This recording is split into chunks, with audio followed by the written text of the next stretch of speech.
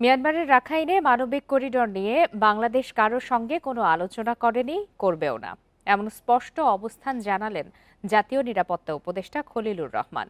রাজধানীর বেইলি রোডে বুধবার এক সংবাদ সম্মেলনে তিনি আরও বলেন, এ বিষয়ে কারোর সঙ্গে কোনো আলোচনা ভবিষ্যতেও হবে না। এই ঈদে জামা জুতো অ্যাক্সেসরিজের ডিসকাউন্ট।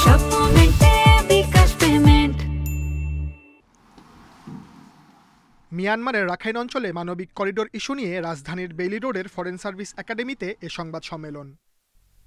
এতে জাতীয় নিরাপত্তা উপদেষ্টা খলিলুর রহমান জানান, দুর্যোগকালে বিপদগ্রস্ত অঞ্চল থেকে মানুষকে সরিয়ে নেয়ার ব্যবস্থা হচ্ছে করিডোর, কিন্তু এখানে কাউকে সরানো হচ্ছে না, তাই করিডোরের প্রয়োজন নেই। মায়ানমারে জাতিসংঘের সাহায্য নিয়ে বাংলাদেশে একটা করিডোর দেওয়ার কথা যে গুজবটা উঠেছে, আমি দ্ব্যর্থহীনভাবে বলে দিচ্ছি, করিডোর নিয়ে আমাদের সঙ্গে কারো কোনো কথা হয় নাই এবং কারোর সঙ্গে কথা হবে না।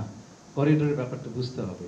করিডোর হচ্ছে একটা ইমার্জেন্সির সময় দুর্যোগপূর্ণ জায়গা থেকে মানুষকে সরিয়ে নেওয়ার ব্যবস্থা। আমরা এখানে কাউকে সরাচ্ছি না। মানবিক করিডোর দেওয়ার বিষয়টি সার্বভৌম সিদ্ধান্ত, তাই এ বিষয়ে অন্য দেশেরও কোনো চাপ নেই বলে জানান নিরাপত্তা উপদেষ্টা। একটি জাতিগোষ্ঠীকে নিয়ে একটি পরিপূর্ণ জাতিসংঘের সম্মেলন আয়োজন করা একটা অত্যন্ত বিরল উদাহরণ। সেই কাজটি আমরা সম্পন্ন করতে পেরেছি। আগামী 30শে সেপ্টেম্বর জাতিসংঘ সচিবালয়ে এই সম্মেলনটি অনুষ্ঠিত হবে।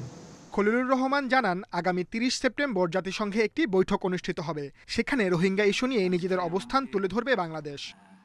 Sajjad Hossain, Independent News, Dhaka.